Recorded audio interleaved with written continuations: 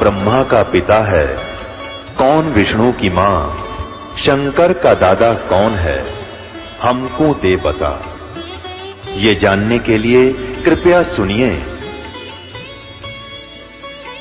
जगत गुरु तत्वदर्शी संत रामपाल जी महाराज के अमृत वचन सर्व पवित्र धर्मों के पवित्र शास्त्रों के आधार पर।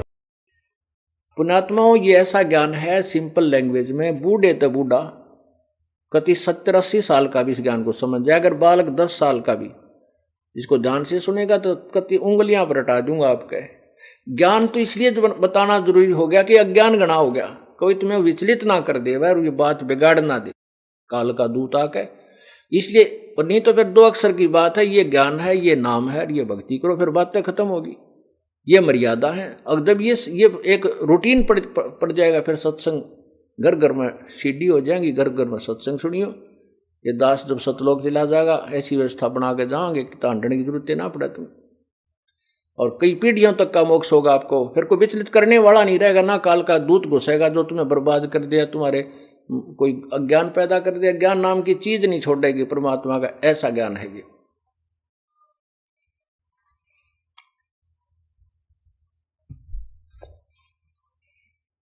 अब इसमें 15वें अध्याय का, जैसा कि आपने गीता अध्याय नंबर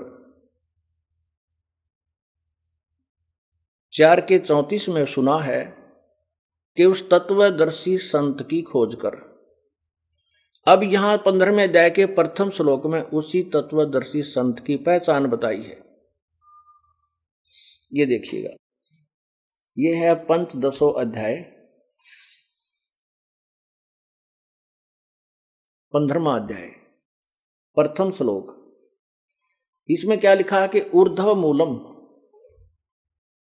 ये है ऊर्ध्व मूलम अधः शाखम। ऊर्ध्व माने ऊपर को, अधः माने नीचे को, शाखम ऊपर तो जड़, उधर ऊर्ध्व माने ऊपर को, मूल माने जड़, और अर्धः शाखम नीचे को शाखा। अश्वत्थम प्राहु अव्यम छंदासी यस्य प्रणानी ये तम वेद स वेदवित, सह वेदवित। अब देखो इन्होंने क्या अनुवाद किया है कि ऊर्ध्व मूलम का अर्थ तो ठीक कर दिया कि आदि पुरुष परमेश्वर रूप मूल वाले। ये देखिएगा, ऊपर को जड़ वाला,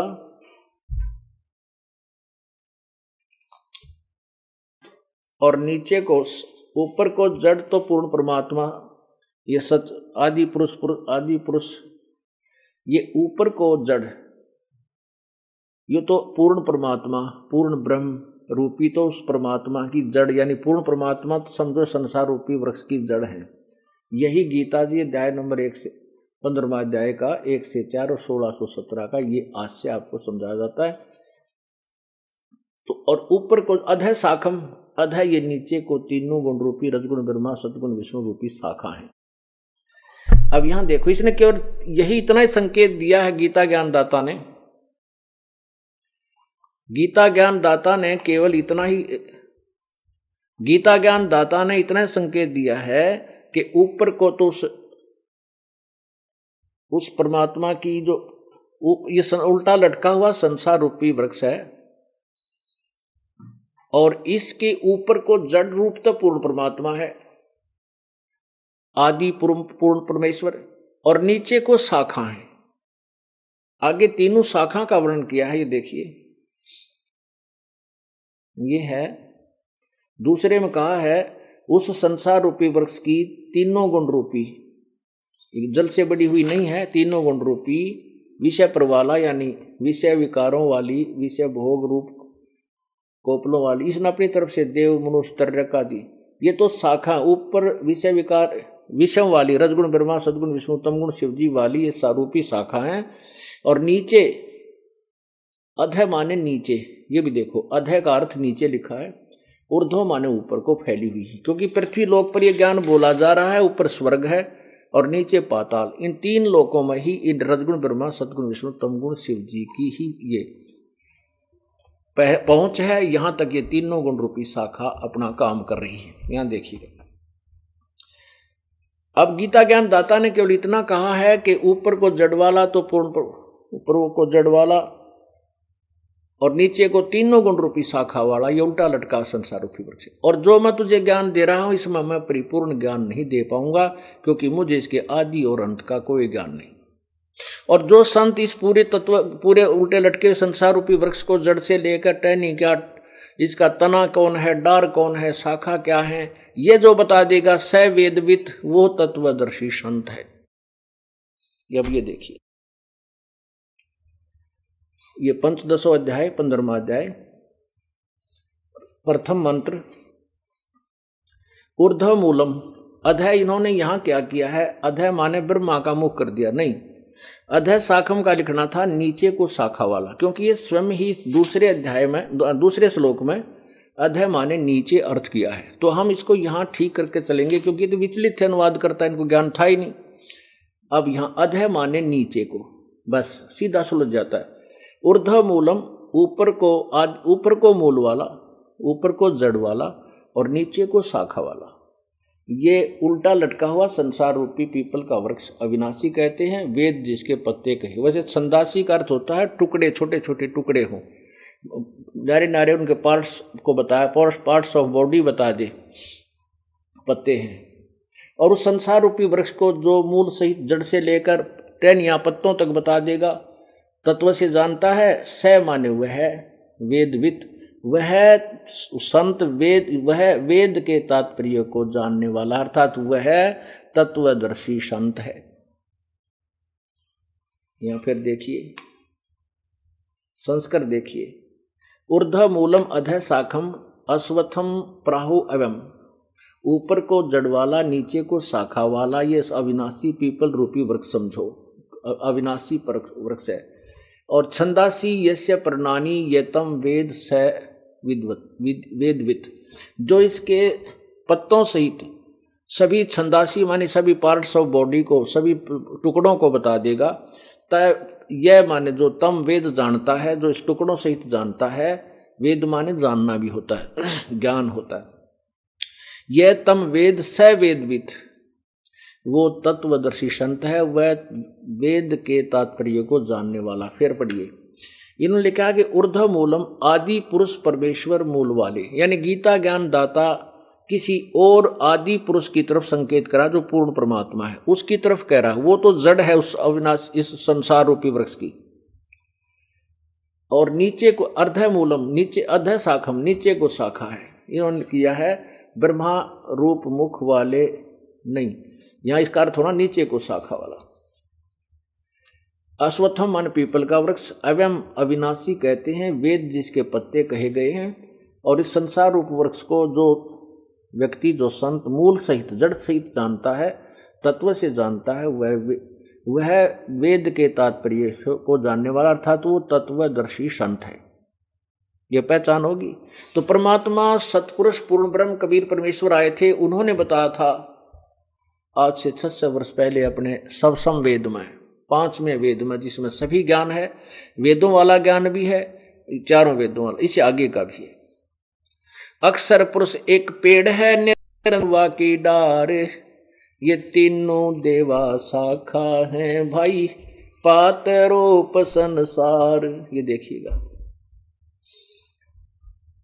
परमात्मा, हम इसको वृक्ष बोलते हैं जो ऐसा।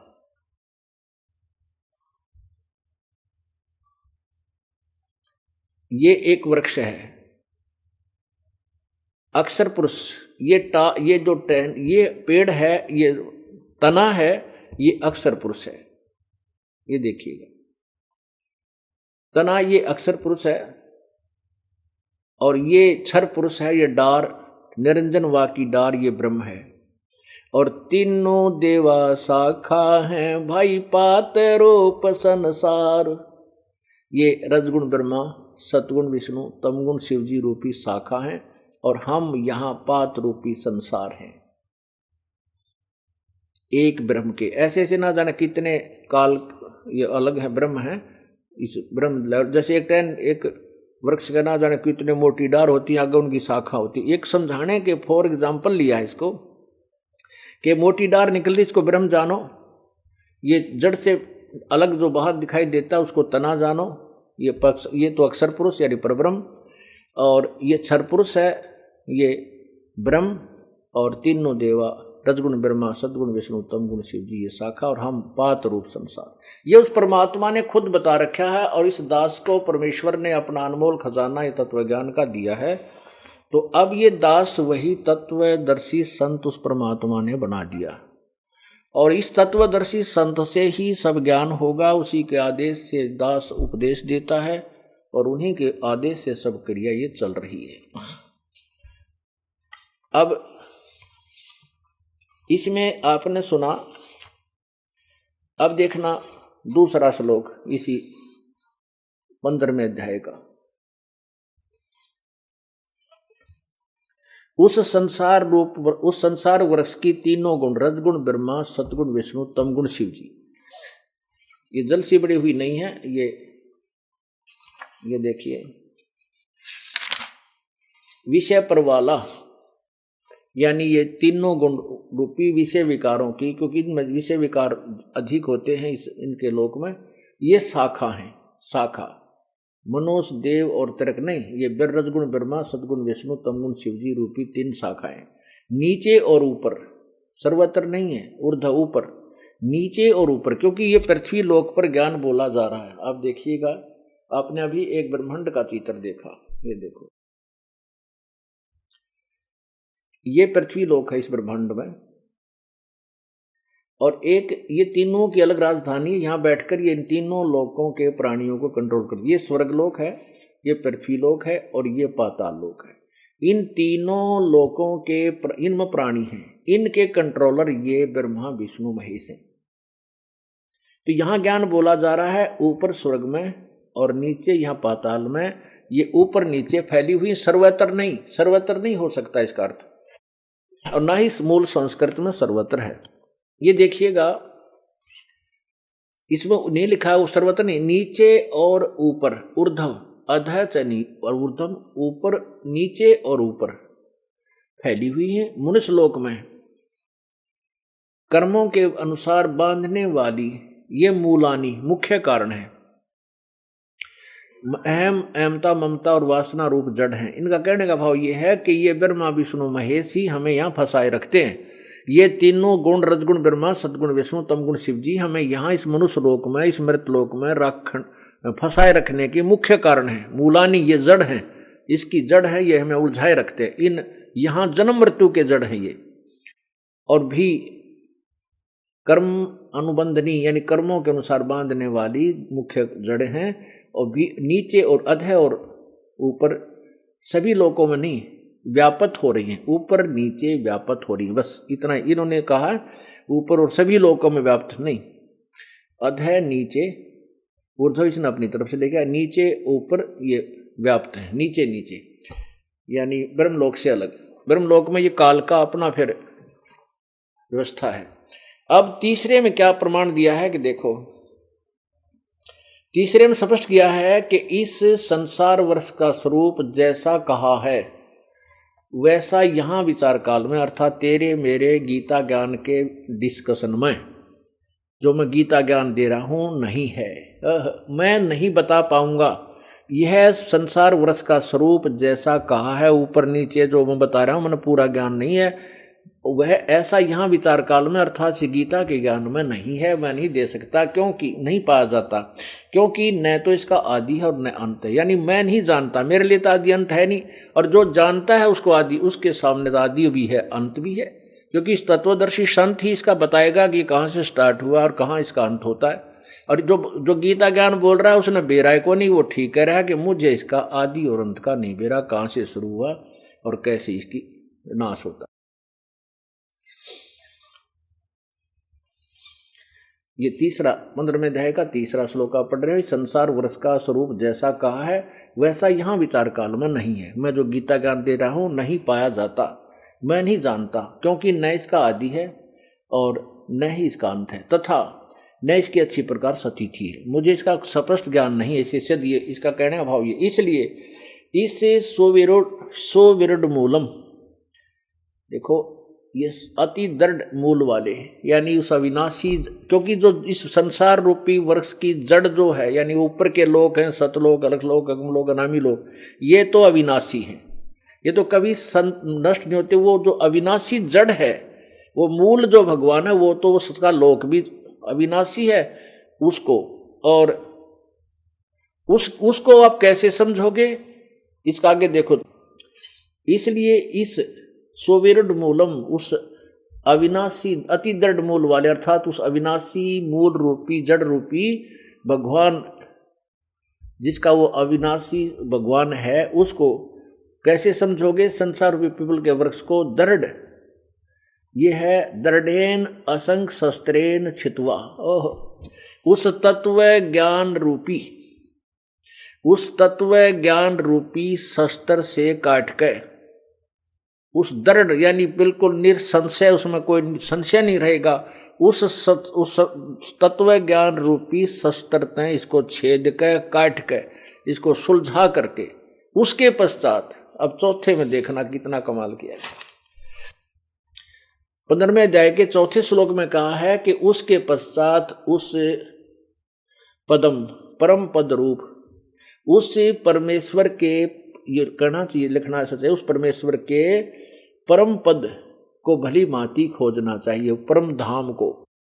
इन्होंने लिखा कि उसके पश्चात उस परम पद रूप परमात्मा को भली भांति खोजना चाहिए, जिसमें गए हुए पुरुष फिर लौटकर संसार में नहीं आते, और जिस परमेश्वर से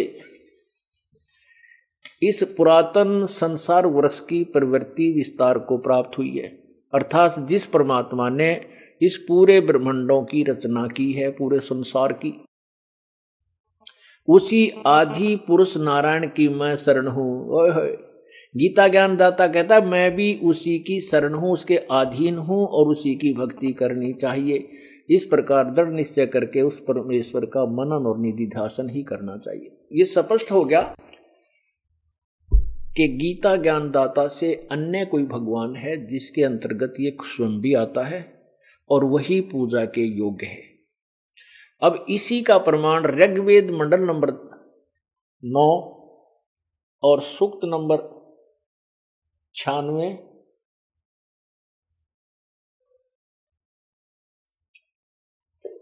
सूक्त नंबर 96 और मंत्र नंबर 16 में कहा है। कितना कमाल, क्योंकि गीता जी चारों वेदों का संक्षिप्त ज्ञान है, और संक्षिप्त में जो है कोड वर्ड ज्यादा होते हैं।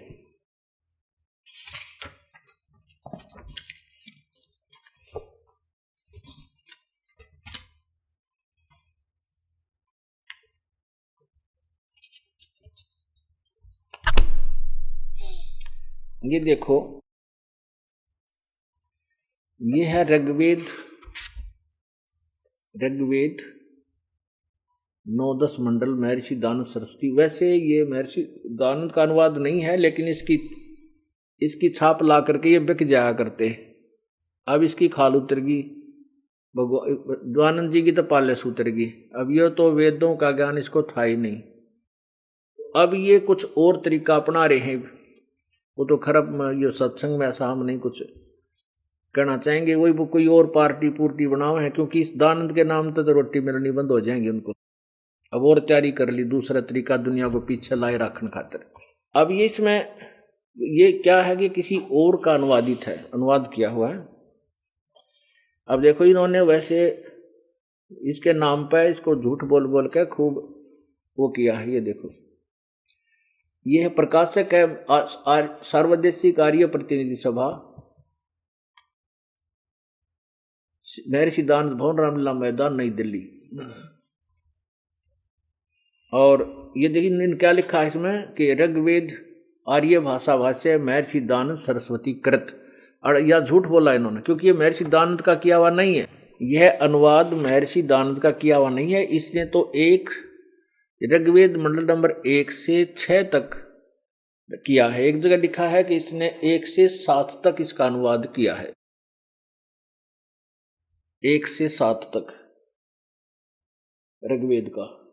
ये यहां था, ये देखो इसने इसको ठीक लिखा है, ये देखिएगा, ये है महर्षि, ये ऋग्वेद भाष्यम, इसमें लिखा है महर्षि दानव सरस्वती भाष्यकार, मंडल 1 से 6, और उसके बाद श्रीपाद दामोदर सातवलेकर मंडल नंबर 7 से 10 तक इसने किया। इन्होंने केवल इस महर्षि दानव की फीत लाकर इसका नाम लिखकर इसे ये बिक जाया करते केवल, और इसमें ज्ञान कतई नहीं था, बिल्कुल भी वेद ज्ञान बिल्कुल नहीं थी। वैसे तो इसको किसी प्रकार का ज्ञान नहीं था, तो भांग पिया करता और पी का दड़ी पक्का दूध और भांग ऊपर से पी का बैठा रहता। लोग सोचते समाधि लाए बैठा, यो बेहोश पड़ा रहता था, बेहोशी मचे को कितना कंड लाग जाओ नो पड़ा रहेगा। अब इसके स्पष्ट आपके समक्ष हो ही गया है, दास अपनी तरफ से कुछ नहीं कह रहा, इसमें लिखा हुआ इन्हीं के करकमों से आपके समझ दिखाया। जब तक हमने लाल की और लालड़ी की परख नहीं होगी तो उस लालड़ी को तजेंगे कैसे? जब दोनों साथ साथ दिखाए जाएंगे तो तभी पहचान होती है नकली और असली की।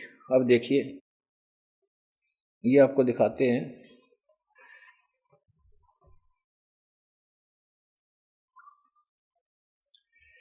अब यहां जो आपने ये देखियो ऋग्वेद, ये वही ऋग्वेद मंडल नंबर 9-10 महर्षि दान नाम लिखा है इन्होंने, पूरा इन्होंने किया, लेकिन जो भी है हमने इसको देखना है। जिसने भी इसका अनुवाद किया यहां भी गलत किया है। ये है ऋग्वेद मंडल नंबर 9 सूक्त 96 मंत्र नंबर 16। इसमें सफल लिखा कि सब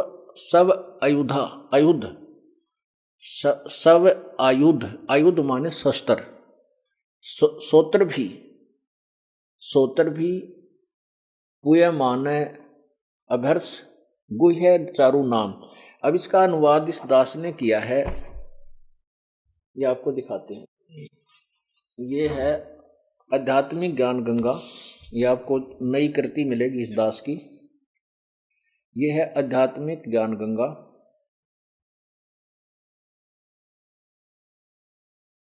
ये एक नई बुक बनाई है। इसके अंदर बहुत ही निर्णायक ज्ञान आपको दिया गया है, क्योंकि ये जो परमात्मा का ज्ञान है निर्णायक मोड़ पर पहुंचने वाला है। इसमें बहुत कुछ और रहस्य दिए गए। इसमें देखो नीचे लिखा है, कबीर और ज्ञान सब ज्ञानड़ी, कबीर ज्ञान सो ज्ञान, और जैसे गोला तोब का अब करता चले मैदान।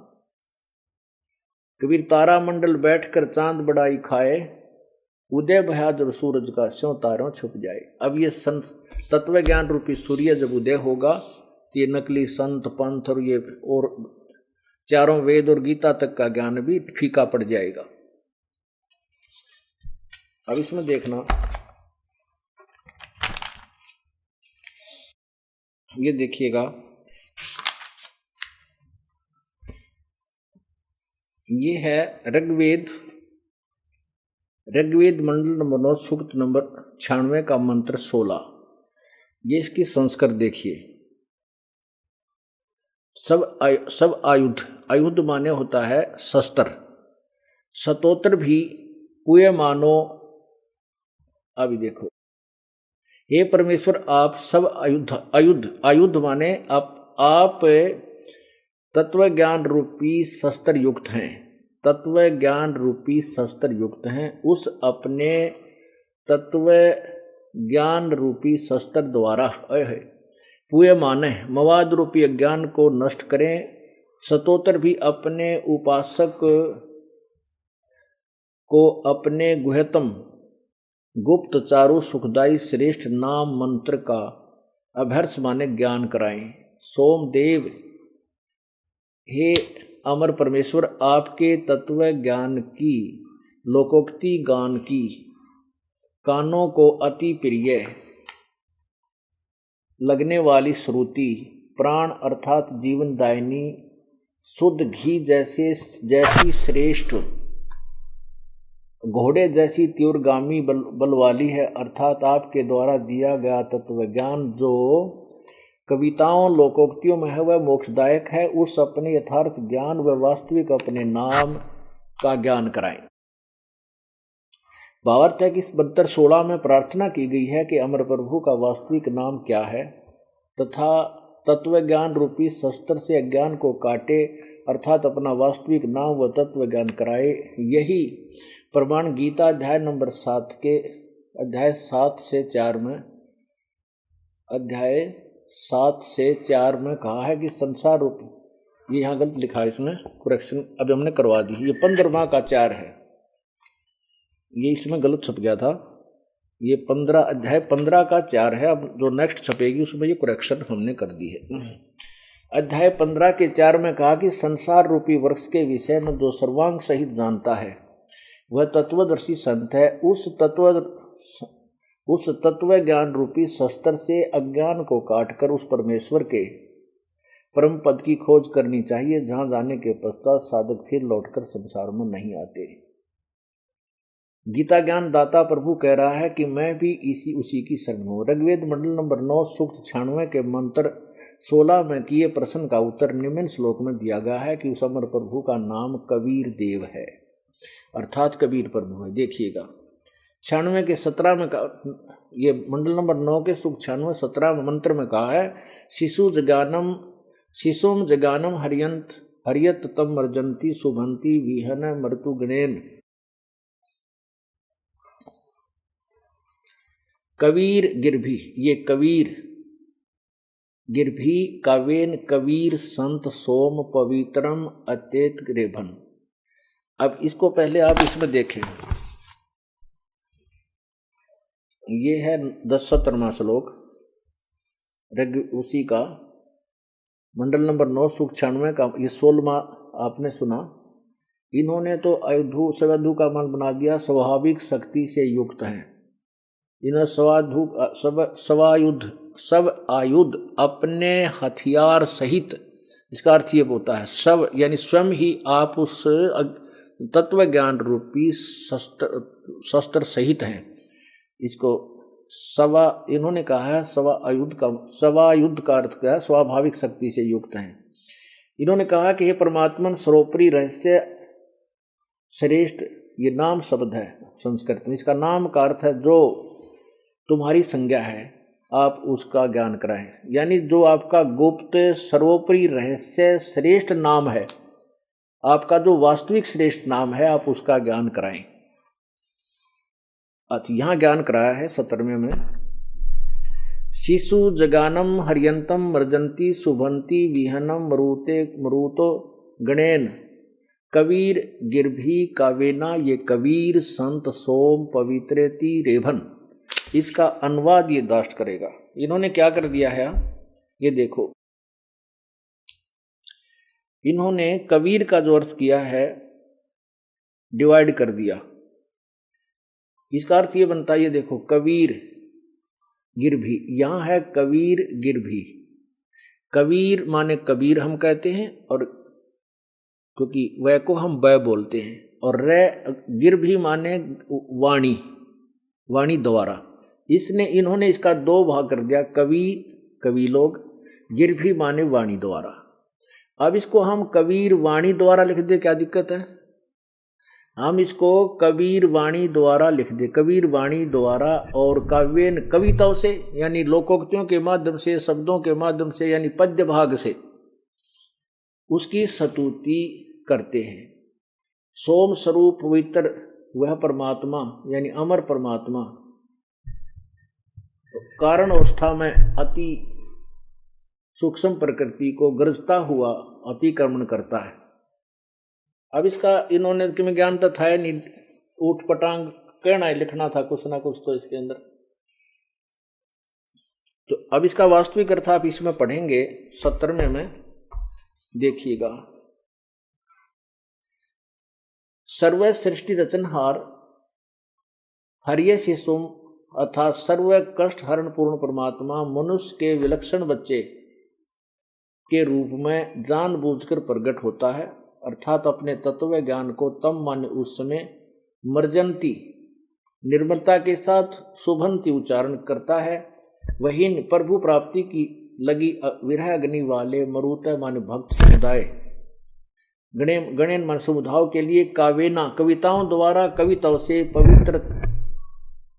पवित्र मतेती अत्यधिक निर्मलता के साथ कबीर गिरभी। हमने इस कबीर गिरभी ये अलग अलग लिख लिया, यहाँ कर दिया कबीर वाणी, अर्थात कबीर वाणी द्वारा ऊंचे, रेभन माने ऊंचे स्वर से संबोधन करके बोलता है हुआ वर्णन करता है। कबीर संत सोम, वह अमर पुरुष अर्थात सतपुरुष ही संत अर्थात ऋषि रूप में, कवि रूप में संत, वह कवि संत रूप, वह कबीर परमात्मा ही संत अमर पुरुष अर्थात सतपुरुष ही संत अर्थात ऋषि रूप में स्वयं कबीर देव ही होता है। अब जो ये कबीर शब्द है यहाँ, ये कबीर, ये यहाँ हमने इसको कबीर देव लिख दिया। जैसे यजुर्वेद होता है, जैसे ये यजुर्वेद है, अब इस यजुर्वेद को दो हिस्सों में लिख दे, जैसे इस यजुर्वेद को दो हिस्सों में लिख दिया जाए, यहाँ यजु इसका अपसर्ग लगा दें और वेद अलग लिख दें, तो ये तो भी अगर केवल कहीं पर यजु शब्द है तो भी यजुर्वेद ही उसका बोध होता है, ये अंडरस्टूड है। इसका निर्णायक ज्ञान भी हमने यहाँ दिया है, इसमें यहाँ स्टार्ट होता है, इसमें आपको मिलेगा देखने को, उसमें आप देख लेना। ये देखिएगा, ये है यजुर्वेद, ये यजुर्वेद है। अब यहाँ अब यजुर्वेद का संधि छेद करके लिखें यजुर जमा में वेद, तो भी पवित्र यजुर्वेद का पुस्तक यजुर्वेद का ही बोध है। अब इसको यजु लिख दें वेद, तो भी पवित्र पुस्तक यजुर्वेद का ही बोध है, जिसमें यज्ञ स्तुति की रचनाएं है, उस धार्मिक पुस्तक को यजुर्वेद कहते हैं। ठीक इसी प्रकार चारों पवित्र वेदों में लिखा है वह कबीर देव, कबीर परमेश्वर है, जो सर्वशक्तिमान, जगत पिता, सर्वश्रेष्ठ रचनहार, कुल का मालिक, पाप विनाशक व काल की कारागार से छुटवाने वाला अर्थात बंदी छोड़ है। इसको हम ऐसे लिख दें कबीर देव लिखें तो भी कबीर परमेश्वर का ही बोध है, और इसको हम ऐसे लिख दें कबीर, क्योंकि हम बोलेंगे कबीर देव लिखें तो भी कबीर परमेश्वर अर्थात कबीर प्रभु का ही बोध है। आगे देखिए, इसलिए कबीर देव उसी कबीर साहिब का ही बोध कराता है, जो सर्वशक्तिमान परमात्मा। वेद को हम वेद बोलते हैं, ऐसे वै को वै बोल दिया जाता है। तो कबीर देव, इसमें यह भी कहा है कि वो परमात्मा तीसरे लोक में रहता। पहले इन्हीं से देखिए, इनके द्वारा अनुवादित इस ऋग्वेद में आप देखना कि वो ये स्वयं स्वीकार करते हैं कि वो परमात्मा क्षणवें के 19 में स्पष्ट किया है कि वो कबीर परमात्मा उस तीसरे धाम में रहता है। ये देखो, ये मंडल नंबर 9 सूक्त 96 का मंत्र नंबर 18 देखो, 18 16 17 आपने पढ़ लिया। इसमें क्या है,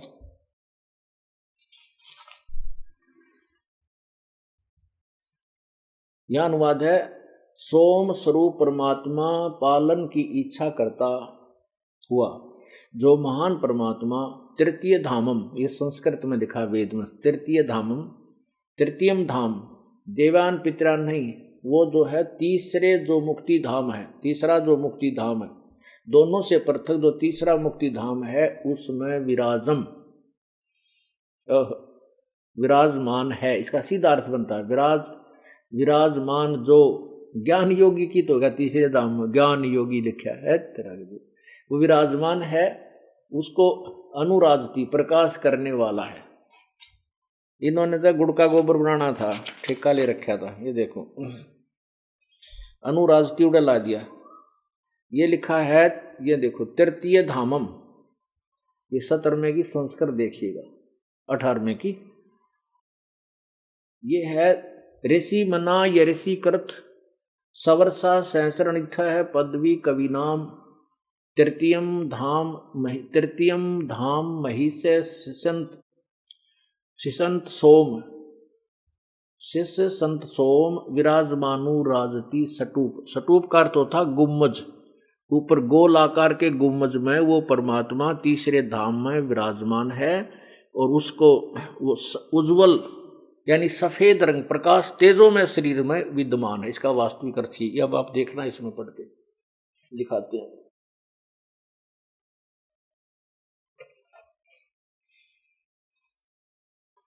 इसका वास्तविक अर्थ आपको इसमें पढ़ने को मिलेगा। ये देखिएगा 18वां श्लोक।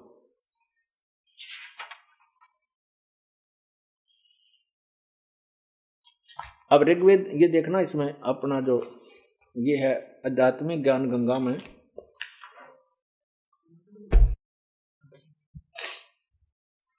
आप देखिएगा, इस आध्यात्मिक ज्ञान गंगा में इस बुक के अध्याय है कौन तथा कैसा है कुल का मालिक, इसमें आपको मिलेगा। अब आपने 17वां पढ़ लिया, इसका एक बार फिर रिवाइज करिए भावार्थ। ऋग्वेद मंडल नंबर 9 सूक्त 96 मंत्र 16 में कहा है कि आओ पूर्ण परमात्मा के वास्तविक नाम को जाने। इस मंत्र 17 में ऊपर जो अभी आपने अनुवाद पढ़ा, उस परमात्मा का नाम व परिपूर्ण परिचय दिया है। वेद बोलने वाला ब्रह्म कह रहा है कि पूर्ण परमात्मा मनुष्य के बच्चे के रूप में प्रकट होकर कबीर देव अपने वास्तविक ज्ञान को अपनी कबीर वाणी के द्वारा अपने हंसात्माओं अर्थात पुण्यात्माओं अनुयायियों को ऋषि संत व कवि रूप में कविताओं लोकोक्तियों के द्वारा संबोधन करके अर्थात उच्चारण करके वर्णन करता है। इस तत्व ज्ञान के अभाव से उस समय प्रकट परमात्मा को न पहचान कर उसे केवल ऋषि व संत या कवि मान लेते हैं। वह परमात्मा स्वयं भी कहता है कि मैं पूर्ण ब्रह्म हूँ, सृष्टि की रचना मैं ही करता हूँ, ऊपर सतलोक सचखंड में रहता हूँ। परंतु लोकवेद के आधार से परमात्मा को निराकार माने हुए प्रजाजन नहीं पहचानते। जैसे गरीबदास जी महाराज ने काशी में प्रगट परमात्मा को पहचान कर उनकी महिमा कही तथा उस परमेश्वर द्वारा अपनी महिमा बताई थी, उसी का यथावत वर्णन अपनी वाणी में किया। गरीब जात हमारी जगत गुरु परमेश्वर है पंथ, दास गरीब लिखत पढ़े मेरा नाम निरंजन कंठ। हम ही अलखला है कुतुब गोस और पीर, दास गरीब खालिक दनी हमरा नाम कबीर। ए स्वामी में सृष्टा में सृष्टि हमरे तीर, दास गरीब अधर बसु में अवगत सत कबीर। इसको स्पष्ट करने पर ही उसी कवि या संत भक्त या जुल्हा कहते हैं। इतना स्पष्ट करने पर भी उसे कवि या संत भक्त या जुल्हा कहते हैं, परंतु वह पूर्ण परमात्मा ही होता है। उसका वास्तविक नाम कबीर देव है। वह स्वयं सत्पुरुष कबीर ही ऋषि संत व कवि रूप में होता है, परंतु तत्व ज्ञानहीन ऋषियों व संतों गुरुओं के अज्ञान सिद्धांत के आधार पर आधारित प्रजा उस समय अतिथि रूप में प्रगट परमात्मा को नहीं पहचानते, क्योंकि उन अज्ञानी ऋषियों संतों और गुरुओं को परमात्मा को निराकार गुरुओं ने यहाँ थोड़ी सी त्रुटि है, हमने तकरीबन दूसरी में ठीक कर दी है। गुरुओं ने रूप में प्रकट उन गुरुओं ने परमात्मा को निराकार बताया होता है। अब इसमें 18वां कमाल करा है, देखो। ऋषि मना ये ऋषि करत सर्वसा सेंसन अड़िथ पदवी कविनाम तृतीय धाम महिष शिष्या संत सोम विराजमानु राजती स्तूप। स्तूप का अर्थ होता गुम्बज में, और तृतीय धाम में रहता है। तृतीयम धाम, इसका अर्थ पढ़िए अनुवाद। वेद बोलने वाला ब्रह्म कहता है कि जो पूर्ण परमात्मा विलक्षण बच्चे के रूप में आकर कवि नाम प्रसिद्ध कवियों की पदवी उपाधि प्राप्त करके अर्थात एक संत या ऋषि की भूमिका करता है, उस ऋषिकृत उस संत रूप में प्रगट यानी उस संत द्वारा रची सेंसन अणिथ है। इसको ऋषि कहो चाहे संत कहो, एक ही बात होती है। सेंसर अणिथ हजारों वाणी, ऋषि मना संत स्वभाव वाले व्यक्तियों अर्थात भक्तों के लिए सवर्षा स्वर्ग के तुल आनंददायक होती है, बहुत ही आनंददायक होती है। सोम वह अमर परमात्मा अर्थात अमर पुरुष अर्थात सत्पुरुष। तृतीय माने तीसरे धाम, तृतीय माने तीसरे, तृतीय तीसरे धाम मुक्ति लोक में अर्थात सतलोक की।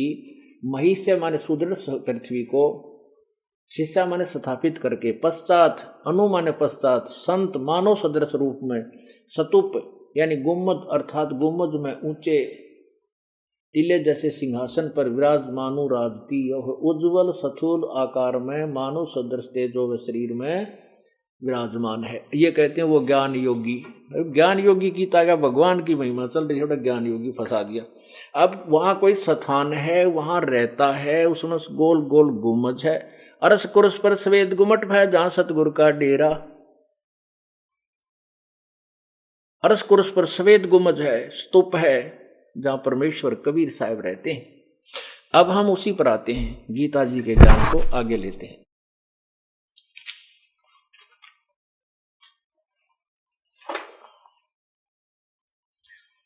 अब इसमें यह स्पष्ट हुआ कि वेद भी यही बताते हैं और पवित्र गीता जी भी वही बता रही है कि उसके बाद उस तत्व रूप ज्ञान रूपी शस्त्र से इस अज्ञान रूपी अंधकार को काट के, उलझे हुए सुलझे को इसको काट करके समझ के उसके पश्चात उस परम पद परमेश्वर की खोज करनी चाहिए, जहां जाने के बाद फिर संसार में ये प्राणी लौट कर नहीं आते। और गीता ज्ञानदाता कहता मैं भी उसी की शरण में हूं। अब क्या कहते हैं, बंदे बंदगी बरहक वे, बंदे बंदगी बरहक वे, अज नाम बिन बंदे बंदगी बरहक वे, बेदा कते बांसी हर क्या अज बिना नाम अनुभख वे। कि मान लिया तने वेद भी घोट दिए, गीता का भी रटना ला ली, रोज पाठ भी करता है, तुझे ज्ञान सही नहीं है, वो तत्व के नाम तेरे वास्तविक नाम तेरे पास नहीं है, तो बिल्कुल बेकार व्यर्थ है तेरा सारी क्रियाएं। नाम बाहर नाम भीतर नाम सी सुभान बे, नाम असन असल मीरा नाम पर कुर्बान बे। ये जो सच्चा नाम जो अभी बताया आपको, उस परम पिता के वास्तविक मंत्र पर ही तेरा जाप करने से लाभ होगा। नाम उसका ये हठ योग जैसे कल बताया था, कोई ऐसे करता है कोई ऐसे करता नहीं। नाम उठत नाम बैठत नाम सोवत जागवे, नाम खाते नाम पीते नाम से ती लागवे। तो नहीं था जब नाम था, अब नाम शुरू तो ना ही बे।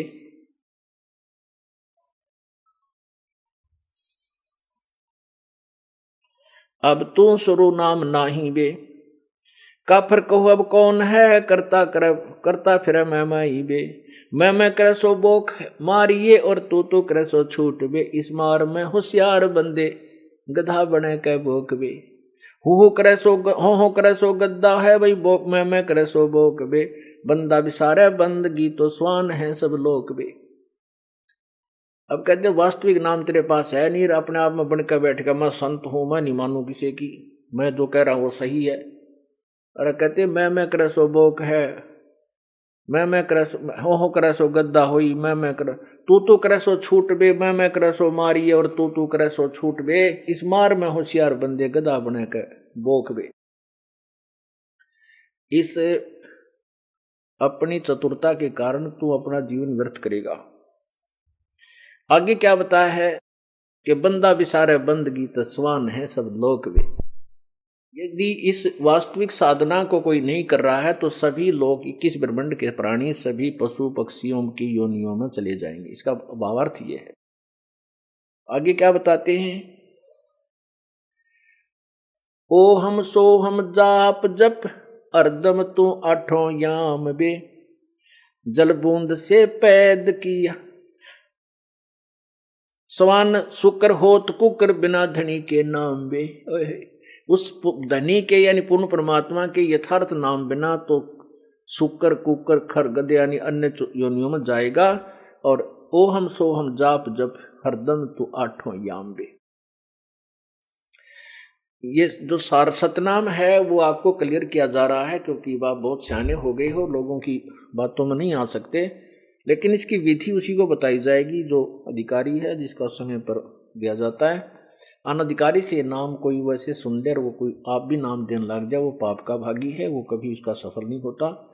तो इसमें यही मंत्र है जो जाप करने का, सतनाम। सार नाम नहीं बताया जाएगा किसी कीमत पर भी। परमात्मा कहते हैं सोहम शब्द हम जग में लाए, सार शब्द हमने गुप्त छिपाए। सभी वेदों और किताबों में केवल ओम मंत्र तक है और कोई नाम नहीं है। सोम शब्द किसी शास्त्र में आपको नहीं मिलेगा, केवल कबीर साहिब की वाणी के अतिरिक्त या उसे परिचित महापुरुषों के, जैसे नानक साहिब ने भी यही मंत्र प्राप्त था, आपको दिखाते हैं, क्योंकि नानक साहिब को कबीर परमात्मा मिले थे।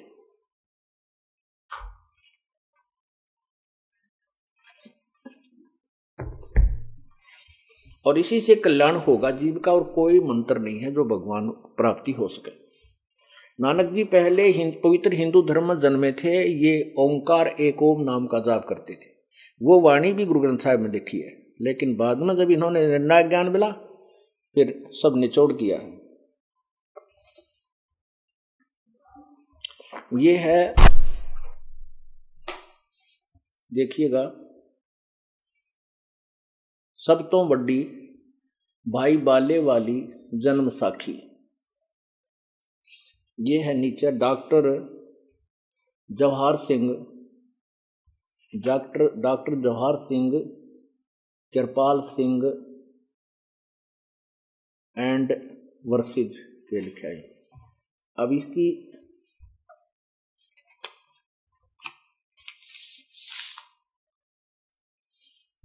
ये देखिएगा, ये जन्म साखी अज तक छप किया नालों वड्डी है, सब तो वड्डी ते पुरातन है, यानी सबसे पुरानी है। भाई बाले वाली ये जन्म साखी श्री गुरु नानक देव जी दी पंजे साहिब दी साखी दे ते 10 पातशाह दे जन्म समेत। अब इसके हम 547 पृष्ठ पर आपको ले चलते हैं। ये है 547, समुद्र दी साखी, समुद्र दी साखी। यहां से सुन, बाला संधु वाच,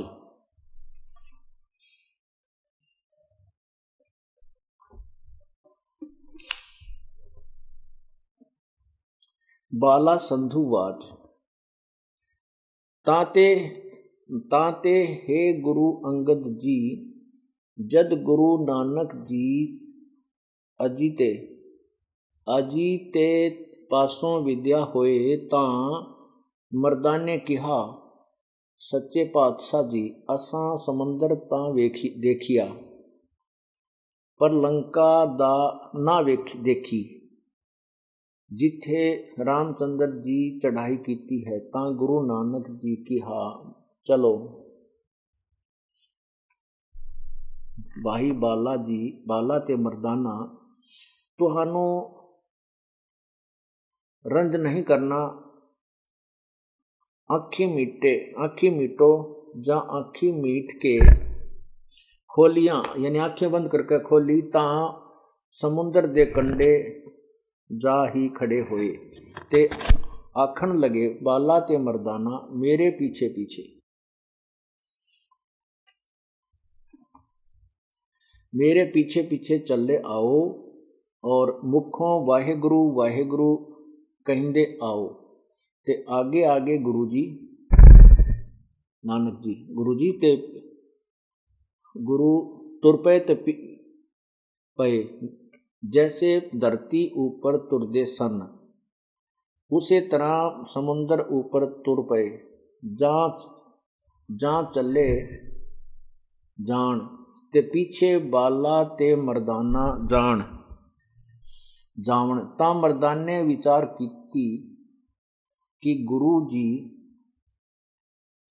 नानक देव जी ओम सोहम जपदे जांदे हन, ता मर्दाना भी ओम सोहम लगा जपण,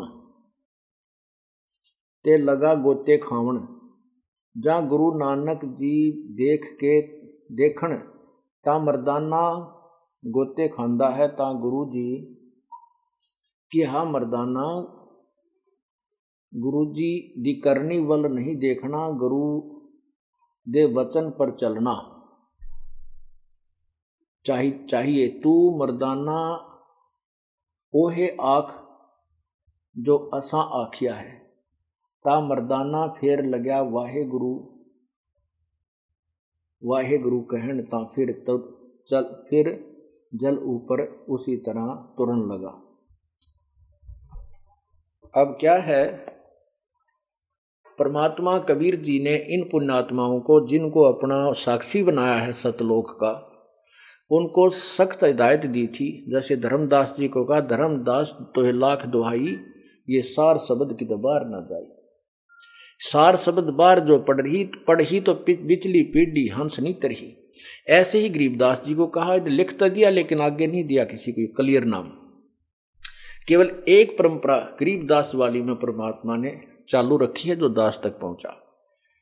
केवल वो एक बहुत रहस्य है जो परमात्मा ने इतना महापुरुषों को भी संकेत किया और स्पष्ट कहा, तो उन्होंने उसके आज्ञा का पालन किया। जैसे पूरे सिख समाज में जो नानक जी के अनुयायी कहलाते हैं, कहीं पर भी ये मंत्र जाप नहीं है, पूरे सिख समाज। क्योंकि गुरु नानक देव जी को परमात्मा ने उनको तो दे दिया, लेकिन आगे नहीं कहता, अभी मत खोलना इस वेद को। ऐसा है कि इन वाणी के पढ़ते पढ़ाते कुछ जब परमात्मा आए थे उस समय भक्ति करे हुए प्राणी हैं, उनको मनुष्य जन्म मिलते हुए आ रहे हैं। तो कहते हैं बीचली पीढ़ी हंस नहीं तरही। जैसे पहले वाले तो अनपढ़ थे, अपने पूर्वज अशिक्षित थे, अक्षर ज्ञान नहीं था। इन चतुर लोगों ने परमात्मा की अमर वाणी को ऊपर नहीं आन दिया, और लास्ट में कति कृत गनी हो जाएंगे। कलयुग के लास्ट में लोग कति भक्ति तक विमुख हो जाएंगे। ये 1000 वर्ष तक ये स्थिति एक बार संभलेगी, और फिर इसके बाद कई हजार वर्ष तक इसका असर थोड़ा थोड़ा रहेगा, इतनी गिरावट नहीं आएगी। लास्ट में जाकर के तो बहुत कृत घनी कलयुग में लोग हो जाएंगे। उसका वर्णन गरीबदास जी ने किया है, कभी आपको पढ़कर सुनाएंगे। तो अब क्या है, गुरु नानक देव जी को कह दिया परमात्मा ने कि ये नाम कहीं नहीं बताना, तू जाप कर। अब नानक जी उच्चारण करके बोल के सुना रहे हैं, प्रमाणित करने के लिए कि आने वाले समय में ये हमारी गवाही बनेगी। वैसे गुरु ग्रंथ साहिब में लिखा भी है, प्राण संगली में भी गुरु नानक देव जी ने क्लियर लिखा हुआ बोला हुआ है। तो उसमें लेकिन दिया किसी को नहीं, आगे आदेश नहीं दिया कि ये नाम तू दे और ये दिया करना, नहीं। अब इसको ऐसे स्पष्ट हो गया कि यही मंत्र जो दास आपको देता है, गुरु नानक देव जी जाप करते थे, गरीबदास जी जाप करते थे, और ये आगे जैसे और भी संत जो इनके संपर्क में आए, परमात्मा के दर्शन हुए, वो भी यही जाप करके पार हुए। अब देखो ये हिंदी वाली, अब कई हिंदी नहीं जानते होंगे, इसलिए हिंदी वाली में भी दिखा देते हैं आपको। ये वही है भाई बाले वाली गुरु नानक देव जी की जन्म साखी, भाई चतर सिंह जीवन सिंह अमृतसर से छपी है। इसके प्रश्न नंबर 559 पर ये देखो, साक्षी समुद्र की। एक दिन मर्दाने ने कहा, हे महाराज, मेरा मन चाहता है कि समुद्र में जो लंका है वहां का भ्रमण किया जाए। गुरुजी ने कहा, अच्छा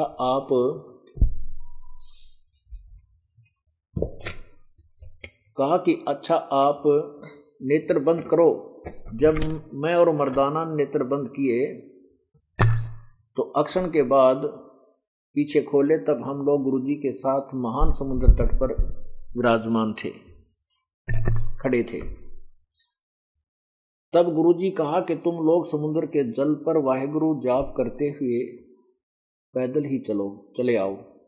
तब गुरु अंगद देव जी, हे गुरु अंगद देव जी, तब हम लोग गुरुजी के पीछे उसी प्रकार जा रहे हैं जैसे सूखी पृथ्वी पर चला जाता है। आगे आगे गुरुजी ओम सोहम का जाप करते चले जा रहे थे। तब मर्दाने ने सोचा कि हम भी ओम सोहम का जाप क्यों ना करें। तब मर्दाना भी ओम सोहम की रट लगाने लगा। बस वह लगा गोते खाने। गुरुजी ने पीछे देखा तो हंसकर कहने लगे, मर्दाना इसका धर्म है कि वह गुरु के बताए मार्ग पर चले, इसलिए तू वाहे गुरु ही जप, तेरा उसी में कल्याण है। जब मर्दाना ने वाहे गुरु नाम की रट लगाई तब फिर पूर्व प्रकार पानी पर चलने लगा। अब यहां क्या है कि जैसे एक प्राण संगली है एक ग्रंथ जिसमें गुरु नानक देव जी की वाणी लिपिबद्ध है। उसमें स्पष्ट लिखा है कि ये वाणी ग्रंथ साहिब को लिपिबद्ध करते समय रह गई थी। ये गुरु नानक देव जी की ही वाणी है और पटियाला हाउस में ये सुरक्षित है, ये मान्यता प्राप्त है। तो उसमें स्पष्ट लिखा है। हो सकता है ग्रंथ साहिब की रचना करते समय महापुरुषों ने इसलिए उसको टाल दिया हो कि कहीं इसमें ग्रंथ साहिब में ये कलियर नाम आ जाए और ये लोग जपन लाग जाए, गुरु जी का आदेश नहीं है, कहीं ये बात बिगड़ जाए, इसलिए भी उसको छोड़ दिया होगा। लेकिन फिर भी संकेत बहुत है।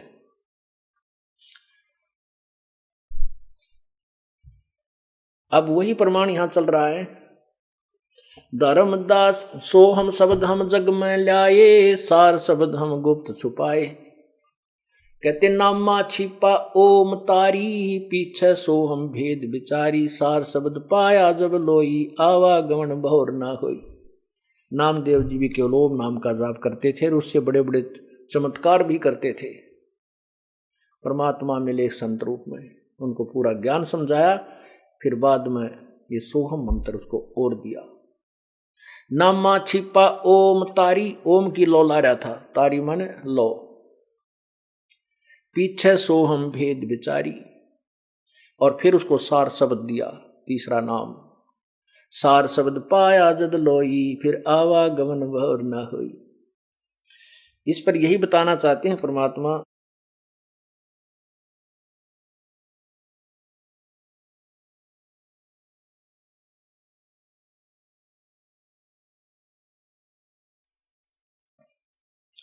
समान शुकर होत कुकर बिना धनी के नाम बे, ओम सोहम जाप जब तू हरदम आठों या हरदम तू आठों याम बे। ये श्वास से सिमरण करना है, मुख से बोलकर नहीं करना है।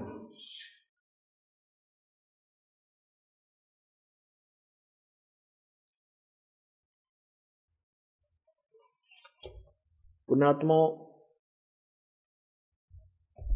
एक सुअवसर जिसे कहते हैं वो दाव लगा अपना। परमात्मा कहते हैं समझा है तरसर दर्पाओं बहुर नीरे ऐसा दाव। ये गोल्डन चांस है, स्वर्ण जो है आपको अवसर मिला है और इसमें चूक गए फिर देखो कितना समय लंबा और बढ़ जाएगा। ना जाने कब कौन से युग में मनुष्य जीवन हो, इस समय में हो ना हो, तो पता नहीं कितने असंख्य जन्मों के बाद आपको फिर जाकर के ये सुअवसर प्राप्त होगा। इसलिए परमात्मा कहता समझा है तो सिर दर्पाओं बहुर नहीं रे ऐसा दाव, ये संसार समझदा नहीं कहंदा श्याम दोपहरे नू, गरीबदास ये वक्त जाता रोग इस पैरे। सत साही। अब प्रेम पूर्वक 2 मिनट बैठे रहें, जल्दी नहीं करें। आगे वाला समागम 26, 27, 28 दिसंबर का ही है और जिन्होंने सारनाम लेना है उनको आज कल मिलेगा, आज उनकी लिस्ट बनेगी। और बाकी भक्त आत्माओं से भी प्रार्थना की गई है कि कल आज यहीं रुकें। और अब सबसे पहले प्रसाद वितरित होगा और जो जाएं वो केवल वही जाएं जिनकी विशेष आंट हो, ज़्यादा कोई विशेष आवश्यक कार्य हो वो जा सकते हैं, अन्यथा आज और रुकें परमात्मा के दरबार में। तो अब पहले पाठ का जो है भोग लगा, प्रसाद वितरित होगा, उसके बाद भंडारा है और आज केवल एक ही प्रथम नाम दिया जाएगा।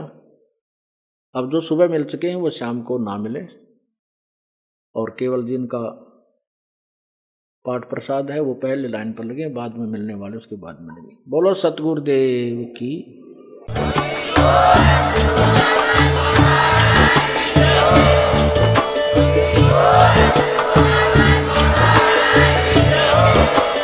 आप सुन रहे थे जगत गुरु तत्वदर्शी संत रामपाल जी महाराज जी के मंगल प्रवचन। अधिक जानकारी के लिए विजिट कीजिए हमारी वेबसाइट www.jagatgururampalji.org। संत रामपाल जी महाराज जी के शुभ आशीर्वाद से पूरे विश्व भर में 500 से भी ज्यादा नाम दीक्षा केंद्र हैं, जिन पर संत रामपाल जी महाराज जी द्वारा ऑनलाइन निशुल्क नाम दीक्षा दी जा रही है। अपने नजदीकी नाम दीक्षा केंद्र का पता करने के लिए संपर्क करें 8222880541।